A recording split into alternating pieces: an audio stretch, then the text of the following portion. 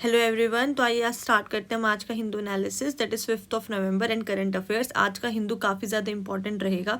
उसमें मैंने आपकी मेजर न्यूज़ इंक्लूड की हैं, जैसे कि सरोगेसी एक्ट के रिगार्डिंग जो 2021 में आया था उसके रिगार्डिंग न्यूज़ थी। पोक्सो एक्ट, सबसे मेजर चीज़ें हैं। साइट्स के बारे में न्यूज़ आई थी। कैंपा फंड आपका जो यूपीएससी जिससे हमेशा क्वेश्चन पूछता रहता है, वेरी वेरी इंपॉर्टेंट, उसके रिगार्डिंग न्यूज़ है। एंड देन प्रोजेक्ट चीता को डिस्कस करेंगे, क्योंकि अभी हम 8 चीता और इम्पोर्ट करने का सोच रहे हैं बोत्सवाना से। ठीक है, सो अब स्टार्ट करते हैं। सबसे पहली न्यूज़ थी आपकी 2021 में एक सरोगेसी एक्ट आया था। ठीक है, गवर्नमेंट ऑफ इंडिया लेके आई थी, जिसमें बोला गया था कि कमर्शियली जो है ना सरोगेसी अलाउड नहीं है इंडिया में। ठीक है, सिर्फ आप एक ही बच्चे के लिए सरोगेसी कर सकते हो, वो भी एल्ट्रूसिक सरोगेसी बोला गया, कमर्शियल नहीं बोला गया। एल्ट्रूसिक का मतलब है यहाँ पे कि अगर आपके पास बिल्कुल एक भी कोई बेबी नहीं है, ठीक है, तो आप वो कर सकते हो, लेकिन कमर्शियल बेसिस पे आप नहीं कर सकते कि आपके पास ऑलरेडी एक बच्चा है और फिर आपने सरोगेसी करने का सोचा। और एल्ट्रूसिक में होता है कि आपका एक फैमिली मेंबर ही को परमिशन मिलेगी कि वही सरोगेसी के लिए जा सकते हैं, मतलब वही आपकी हेल्प कर सकते हैं।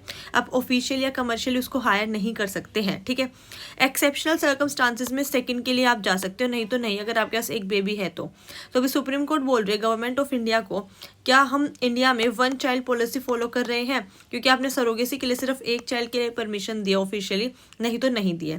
ठीक है, साथ में आपको याद रखना है कि आपका सरोगेसी जो है ना फंडामेंटल राइट नहीं है।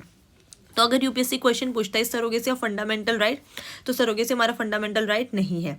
ठीक है, सेकंड हमारी न्यूज़ रहेगी पोक्सो एक्ट। पोक्सो एक्ट क्या है आपका, देखो ये प्रिवेंशन फॉर चिल्ड्रन लेके आया था कि सेक्सुअल ऑफेंस से बच्चों को बचाने के लिए, खासकर जो 18 ईयर्स तक के एज के हैं, अगर कोई भी बच्चा 18 साल की उम्र से एक दिन भी कम है, सो जो उसके क्राइम के अगेंस्ट में एक्ट लगेगा, जिसने उसके साथ क्राइम किया गया होगा, वो पोक्सो एक्ट के तहत लगेगा। सो इसमें आर्ग्यूमेंट चल रहा है क्या हम पोक्सो एक्ट की जो एज है उसको रिड्यूस कर दें, 18 से 16 कर दें, क्योंकि कुछ आपके ट्राइबल ग्रुप्स हैं, एसटीज, ठीक है, आप सोशली ट्राइबल ग्रुप्स, तो उसमें क्या होता है वो लोग जल्दी शादी कर देते हैं, क्योंकि उनको लगता है कि जो बच्चा है वो सेक्सुअली मैच्योर हो गया है।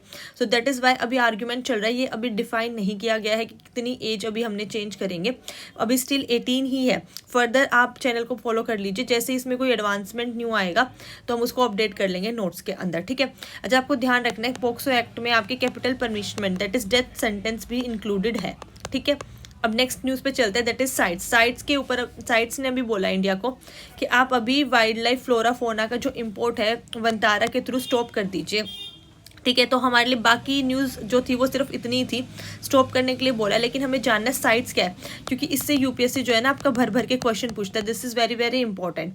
तो full form of CITES is convention on international trade in endangered species of wild fauna and the flora, और ये 1963 में बॉडी जो इस्टेब्लिश्ड हुई थी। ये एक वॉलेंट्री ऑर्गेनाइजेशन है, और सबसे इंपॉर्टेंट बात ये रेगुलेट करती है, बैन नहीं करती है। ठीक है, अगर क्वेश्चन आता है sites can ban the flora and fauna import of from one country to another country, so it is false statement. No, ये सिर्फ रेगुलेट कर देगी, बताएगी आपको कि नहीं करना चाहिए। ठीक है, इसका सेक्रेटेरिएट है जिनेवा में। 185 कंट्रीज करंटली इसके मेंबर है, ज्वाइन किया हुआ है इंडिया ने भी। और ये वैसे लीगली बाइंडिंग नहीं है, लेकिन अगर कोई इसका मेंबर बन जाता है तो लीगली बाइंडिंग है प्रोविजंस इसके पार्टीज के ऊपर। ठीक है, अब हम चलते आगे कैंपा फंड के ऊपर। ये 2016 में आया था, बेसिकली वैसे 2002 में आ गया था, लेकिन गवर्नमेंट ऑफ इंडिया ने इसको 2016 में ऑफिशियली एक्ट के तहत लीगलाइज कर दिया था। ठीक है, इनिशियली 2002 में आया, लेकिन फिर गवर्नमेंट ऑफ इंडिया ने एक एक्ट निकाला कि भाई इसको लीगलाइज कर देंगे। कैंपा फंड है क्या, ये एक स्टैट्यूटरी बॉडी थी जिसमें बोला गया था कि आप जितने भी पेड़ को कट करोगे कहीं पर भी, सो उसके अगेंस्ट में आपको अगर कट करके फंड डालना पड़ेगा in the respective of the trees. ठीक है, जिससे आप कहीं और जाके ग्रीनरी को ग्रो कर सको। सो सेंटर और स्टेट दोनों लेवल पे ये बॉडी बनाई जाती है। ठीक है, इसमें जब भी डिस्ट्रीब्यूशन होगा फंड्स का तो 10% सेंटर के पास जाता है, 90% स्टेट गवर्नमेंट के पास जाता है। But the problem is in the execution. Fund जा तो रहे स्टेट के पास, लेकिन वो अच्छे से एग्जीक्यूट नहीं कर पा रहे, तभी हमारा जो फॉरेस्ट कवर है वो अच्छे से ग्रो नहीं कर पा रहा है। और यही न्यूज़ थी, और मैंने आपको बैक हिस्ट्री भी बता दी है। आज की हमारी लास्ट न्यूज़ रहेगी प्रोजेक्ट चीता से। अभी 1952 में हमारे जो चीता हैं वो सारे एक्सटिंक्ट हो गए थे। सो अभी हम 8 मोर चीतास बोत्सवाना से इम्पोर्ट करने का सोच रहे हैं। इनिशियली हमने जो 8 चीताज इंपोर्ट किए थे वो नामीबिया से किए थे। This is the back story I am giving you all. ठीक है, तो आपको बैक स्टोरी पता होनी चाहिए, वहाँ से भी क्वेश्चन बन सकता है। करंटली हमारे पास 27 चीताज है, जिसमें से 16 हमारे यहाँ लोकली बोर्न हो गए हैं।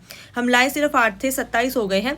ठीक है, तो बेसिकली जो आपका अफ्रीकन चीता होता है उसका IUCN स्टेटस है वल्नरेबल, और हम यही लेके आते हैं। एशियाटिक चीता जो है वो खाली ईरान में है and they are critically endangered, क्योंकि वो सिर्फ 40-50 बहुत हुआ तो 60 के आसपास है।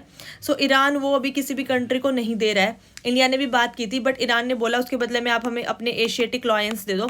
सो वो डील अच्छे से साइन नहीं हो पाई। सो अगर यूपीएससी क्वेश्चन पूछता है तो आपसे पूछेगा एशियाटिक चीता का स्टेटस क्या है IUCN, तो क्रिटिकली एंडेंजर्ड है। अफ्रीकन चीता हमारे वल्नरेबल है।